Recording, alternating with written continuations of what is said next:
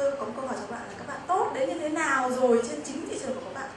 Bạn communicate, các bạn giao tiếp, các bạn truyền thông với họ, cung cấp thông tin cho họ như thế nào? If I look into your business channel and I analyze every story in your business channel, I can see the way how they are treating you as a company is more or less balanced. Chúng tôi khảo sát cái chương Some trình critique, bản tin tài some chính kinh doanh positives, the rest is ở neutral. trên VTV1 ạ.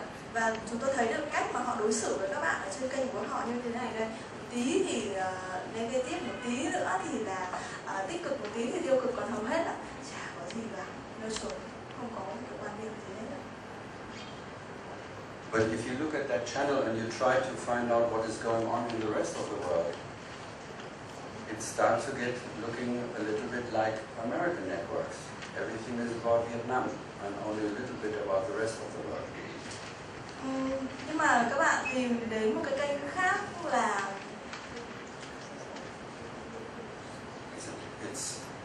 it looks not as bad as the American TV channel, but it's close. It's 2/3 about Vietnam and only the rest is 1/3 of the language. thì nó cũng giống như là trên các cái truyền thông của Mỹ ấy, thì hình ảnh của các cái thông tin ở Việt Nam trên các kênh đó là chính, chứ không phải là thông tin ở các nơi khác ạ. If we look how the different industries are covered, Xem các ngành khác thì họ được phản ánh như thế nào trên truyền thông, ví dụ như là bất động sản và bảo hiểm đấy ạ. you can see a strong focus on the banking sector, but the whole rest of the industry seems to have problems to get on air. Các bạn sẽ thấy một cái hình ảnh rất là tốt, mạnh mẽ của các doanh nghiệp ngành ngân hàng ở trên truyền thông. Nhưng mà các bạn cũng thấy một cái vấn đề là các cái ngành khác thì hầu như là rất là khó khăn để có thể xuất hiện ở trên các kênh truyền thông đó. The question is this really the mirror of your business? Is this the mirror of what the economy in Vietnam defines? Or is the Vietnamese economy maybe different than this? And if it is different, what have you done to change? Cái câu hỏi ở đây là nó đã là một cái tấm gương phản chiếu đúng cái gì đang diễn ra ở các cái nền kinh tế của các bạn chưa? Hay là nó khác? Và nếu mà nó khác thì các bạn phải làm thế nào để thay đổi? If you look at the companies they are covering, where is your company? Is your company among the top 10, among the top 20, or not? And why not? Thế thì các bạn phải nhìn xem là công ty của các bạn ấy, thì người ta cũng lên truyền thông đấy, thì tại sao các bạn lại không có mặt ở trong đấy? Các bạn có ở trong top 10 không? Và nếu mà không thì tại sao ạ? How many of you have a contact with this TV channel? Trong số các bạn thì bao nhiêu các cái công ty là có các cái thỏa thuận làm việc với các cái kênh truyền thông truyền hình? Bao nhiêu ạ? Mọi người có thể giơ tay xem là có ai có thỏa thuận về truyền thông hay cung cấp thông tin. Có bao nhiêu trong số các bạn? Vâng, only 2, chỉ có 2. Vâng, có 3, 4 ạ. Mọi người giơ tay lại một lần nữa được không ạ? Bây giờ là lên đến khoảng 10. Vâng, trai được rồi. Okay, and you have a contact with them once a year, or once a month, or once per week? Các bạn thế làm việc với họ là một năm một lần, hay một tháng một lần, hay một tuần một lần? Một năm một lần thì có ai ạ? Who does once a year? Vâng, có 2 người một năm, chu một lần. Who does once a month? Ai làm một tháng một lần? Who does once a week? Ai làm hàng tuần ạ? Very good. That's what you need, because at least once a week you tell your wife that you love her, right? Rất là tốt, bởi vì đấy, thông thường thì cũng giống, nó tốt giống như là việc là mỗi tuần các bạn nói với vợ các bạn là các bạn yêu cô ấy đến mức độ như thế nào. If you tell your wife only once per month that you love her, you risk that she's gone. Nếu mà một tháng các bạn mới nói với người yêu hay là với vợ một lần là các bạn yêu cô ấy thì what's wrong? She will leave you, she's gone. Cô ấy sẽ ra đi ạ. She's not married, she doesn't know these things. Cô ấy sẽ không cưới các bạn đâu, vì các bạn cô ấy chẳng được tốt cho các bạn. If you tell your wife only once per year that you love her, you don't risk that she's gone, she is gone. Nếu mà một năm mới nói một lần thì các bạn thậm chí chưa nhận ra là cô ấy đi thì là cô ấy đã đi rồi. So that is what I want to share with you this morning. And I hope you understand you can do it. It's not rocket science. It's not a group of small people. your employees can do it. It's more a question of how much time are you investing in learning about the language journalists speak. The moment you understand the language we journalists speak, you will find out that journalists are nice people. They are interesting people. They are interested in you. They are not your enemies. They are hungry for your stories. Our currency is exclusive access to either data or expertise. And I'm pretty sure most of you have both. So why are you not sharing that? The moment you share this, you increase your visibility in Vietnam, and on the second step, you increase your visibility outside of Vietnam, and if you do it together, you change the perception of Vietnam. Thank you very much. Và trong buổi sáng hôm nay thì toàn bộ những gì tôi chia sẻ với các bạn là các bạn hãy cố gắng để làm sao để cảm nhận được rằng là phóng viên ấy thì cái giới truyền thông ấy chẳng phải là kẻ thù gì cả, họ cũng có thể là người rất là dễ mến, các bạn hoàn toàn có thể tiếp xúc với họ, làm việc với họ. Và cái công việc của tôi thì nó đến từ hai nguồn là tôi phân tích số liệu và tôi làm expertise, tức là tôi cung cấp cho họ những cái thông tin, và các bạn thì cũng có thể làm như thế được. Và các bạn hãy tiếp cận với các kênh truyền thông để họ nói về các bạn, chứ đừng sợ hãi như thế nữa. Cảm ơn vì đã có mặt ngày hôm nay.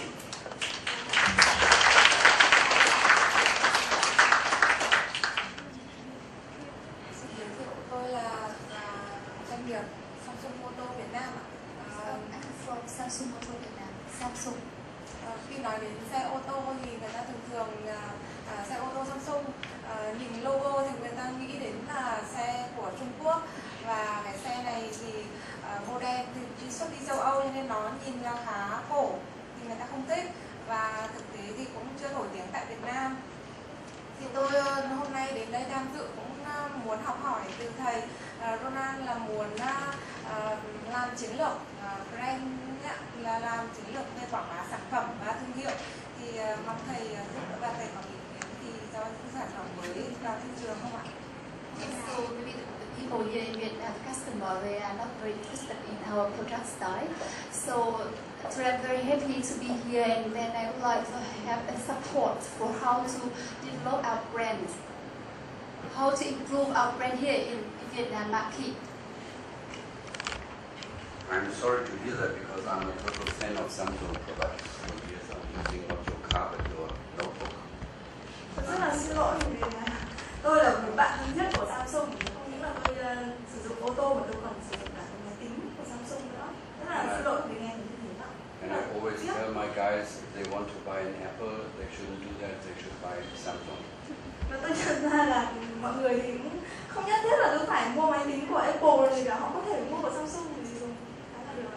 But the problem is you spend too much money in advertising and you don't communicate on a regular basis with people like me. I don't see you, I don't see how you produce in the newspaper. Quan điểm của chúng tôi là các bạn đã bỏ ra rất nhiều tiền cho quảng cáo mà vẫn không thể biết được rằng là những cái người như tôi họ nghĩ về gì về Samsung, và cái việc của các bạn xuất hiện ở trên các cái kênh truyền thông nó như thế nào để nó tiếp cận với từng người đọc mỗi ngày. You just invested fantastically again in Vietnam. You grow your business in Vietnam. But aside of that, you announce that you build the next factory. You don't let me know what you are doing there. How is your progress? How are you continuing? How are you employing people in Vietnam, in all the other factories you have? You are totally silent. Các bạn thiết lập một cái sự nghiệp kinh doanh rất là tuyệt vời ở cái đất nước này, nhưng mà khi mà các bạn thành lập một cái nhà máy mới chẳng hạn thì các bạn đã cung cấp cho người ta quá ít thông tin về việc là cái nhà máy đấy sẽ hoạt động như thế nào, nó sẽ giúp cho những người ở xung quanh đấy có công việc như thế nào, và các bạn thuê những người như thế nào chẳng hạn. Các bạn vẫn làm những việc đấy nhưng các bạn không nói cho người ta biết là các bạn làm đấy, các bạn quá im lặng. You invest a lot in sport events, but that doesn't help me to understand what Samsung in total is doing. Because when I watch sport, I'm interested in sport. I don't recognize Các bạn đầu tư rất nhiều vào sponsoring that. tài trợ cho bóng đá hay thể thao, và các bạn hy vọng là nó sẽ đến với khách hàng. Nhưng mà khi mà tôi xem thể thao thì tôi chỉ thưởng thức thể thao thôi, tôi quan tâm đến Samsung làm gì ạ? Cho nên là các bạn không có cái hình ảnh nào toàn diện trong mắt tôi. So if you spend more time on understanding what are the different value drivers which are important for me to understand who you are, the 3 points, and you make sure that there is ongoing story about that, you will no longer be perceived as Chinese. Khi mà bạn đầu tư nhiều thời gian hơn vào việc là tìm hiểu xem khách hàng của các bạn nghĩ cái gì, và các bạn sẽ tìm được cách tốt để mà nói với người ta là các bạn là người như thế nào, các bạn kinh doanh, các bạn thực sự là ai, thì các bạn sẽ không còn chịu cái tình trạng là người ta nhầm lẫn các bạn với lại cái hàng hóa là sản xuất ở Trung Quốc.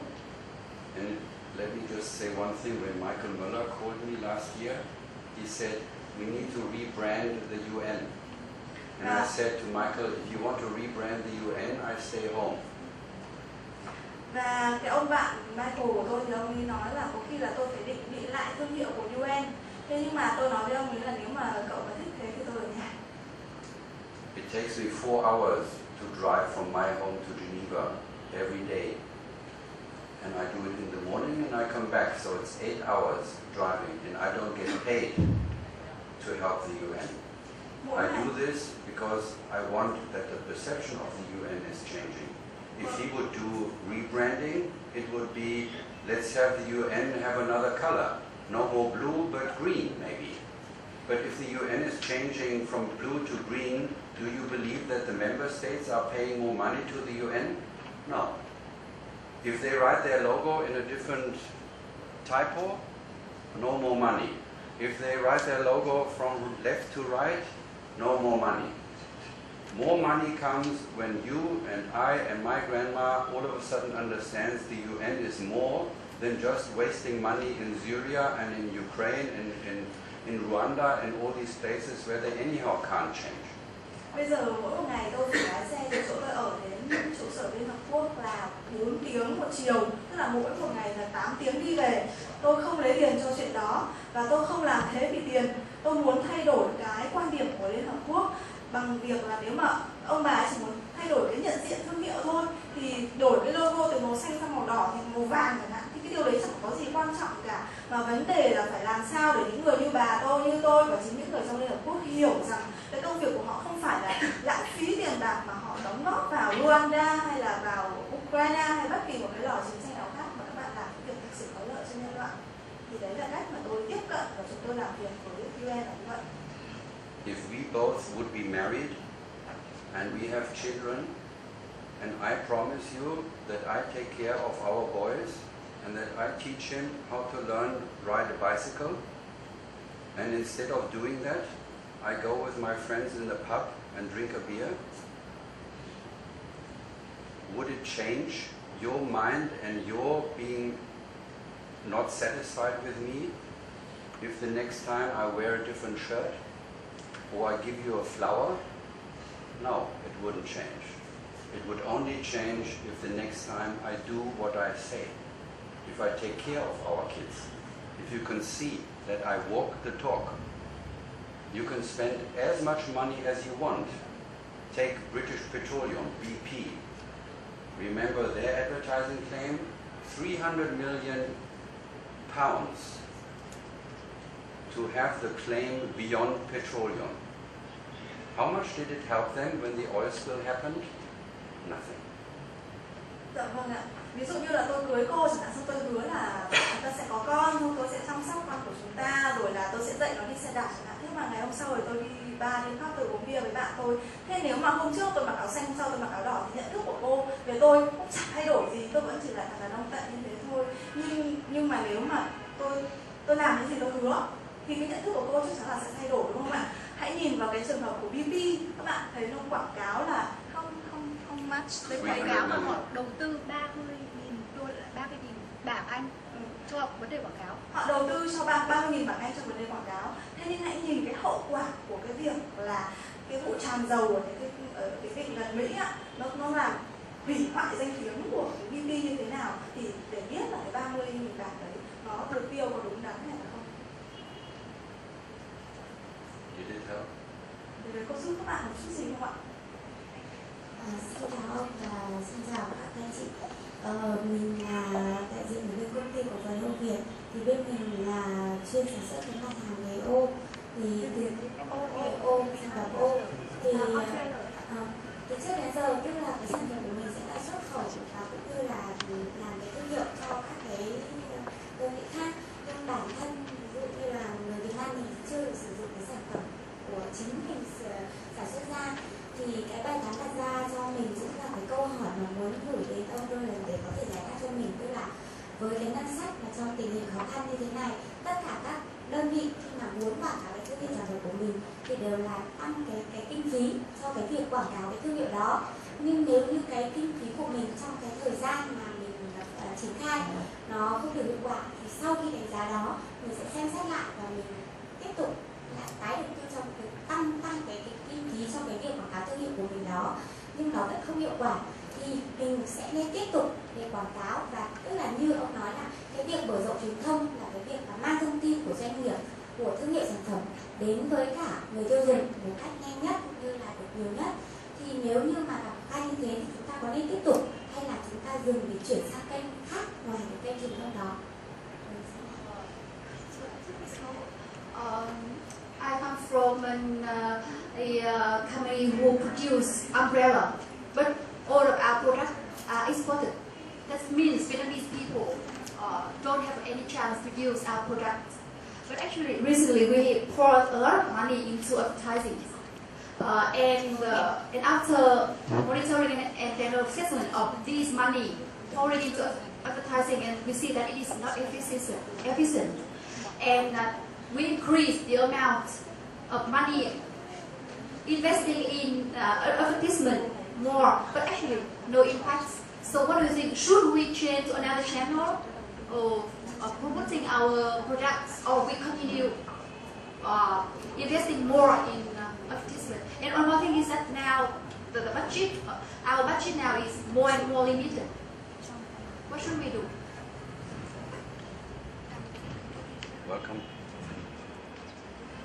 Welcome to the club. Vâng, xin chào đến với câu lạc bộ của những người bắt đầu muốn làm quản lý diễn biến ạ. 100 years ago, Henry Ford said, when he produced his car and he wanted that the world is driving his car, he said, all my advertising, 50% goes out of the window and 50% has an effect, but nobody can tell me which are the 50%. Cái ông Henry Ford, tức là ông tổ của cái tập đoàn Ford bây giờ ạ, hơn 100 năm trước thì ông ấy đã nói là tiền của tôi bỏ ra 100% thì mất 30% là ra hẳn ngoài cửa sổ rồi, còn 30% thì chẳng có gì cả. Hãy nói cho tôi biết 30% còn lại nó đi đâu? 50 years later, the boss of BMW said, looking into all the millions and millions and millions we spend in advertising at BMW, 70% is no effect and 30% has effect, but still nobody can tell me what is the 70% and what is the 30%. Khoảng 60 năm sau thì ông chủ tịch của BMW ở Đức thì ông ấy tăng cái tỷ lệ này là 70-30. Nói cho tôi biết là 70% trong số hàng triệu đô la mà tôi bỏ ra cho quảng cáo thì nó đi đâu mất? So my recommendation would be stop advertising until you know who you are. What we did this morning. First, what are your three things?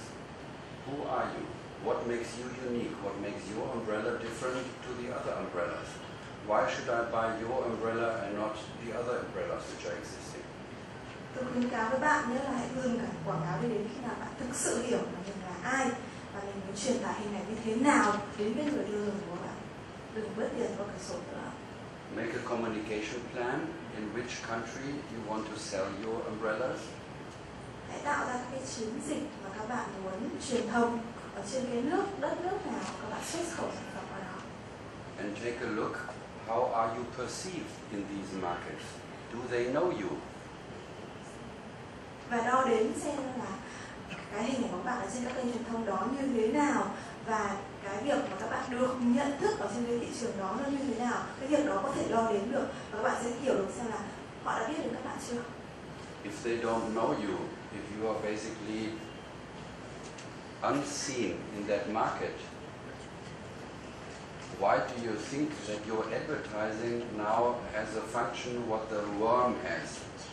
Nếu mà họ vẫn chưa hề biết là các bạn tồn tại chẳng hạn, thế thì tại sao các bạn dám khẳng định là những cái quảng cáo của bạn nó sẽ có tác dụng? Advertising can only work if there's a connecting point.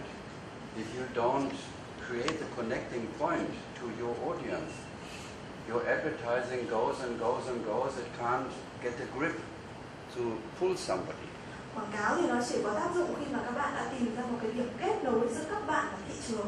Nếu mà không có điểm kết nối đó thì các bạn cứ phát quảng cáo lên không trung và nó cứ trôi đi thôi, chả ai tiếp nhận được cái đấy cả. So you need to understand how are we perceived as the umbrella company, how is our industry perceived, how is Vietnam perceived.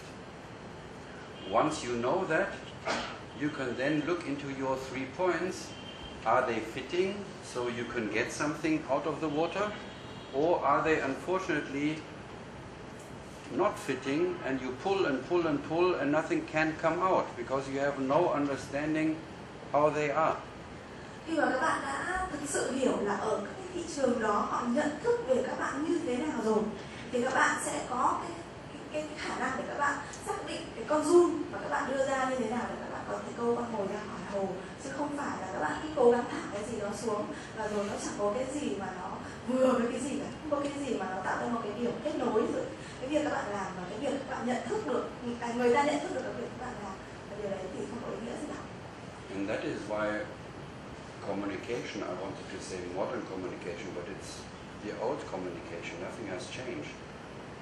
If you don't know who you are, and if you don't show interest in the other and find out are there connecting points, you can spend as much advertising or as much sponsoring money or whatever you do, it will never correlate with the market. Hãy nói về cái truyền thông. Truyền thông thì bây giờ truyền thông hiện đại, tức là làm sao để tạo ra cái điểm kết nối giữa các đối tượng truyền thông, chứ không phải như trước. Như trước là tuyên truyền, tức là các bạn có gì thì bạn nói đấy, còn cái việc là người ta nghe hay không thì các bạn cứ ốp cho người ta phải nghe. Thế thì ngày nay truyền thông hiện đại tức là các bạn phải tìm ra cái điểm mấu chốt để hai bên có thể gặp gỡ nhau về mặt nhận thức, và từ đó các bạn tiếp cận được cái điểm gặp gỡ đó để mà có thể tạo ra cái hiệu quả tốt nhất cho cái hoạt động truyền thông của các bạn. So how many of your companies are organized in the way how all the other companies in Europe and America are organized? When it comes to external communications, it is a given that 85% of the budget, no matter how big the budget is, 85% of budget goes into advertising. 10% goes into sponsoring. 4% goes into media relations, and in most of the cases not even 1% is existing to control whether these 3 things make sense or not. How many of your companies are organized more or less like that? Các bạn hãy xem xét lại xem là bao nhiêu trong số công ty của các bạn thì đưa ra một cái ngân sách dành cho việc là các bạn quảng bá hình ảnh của mình, và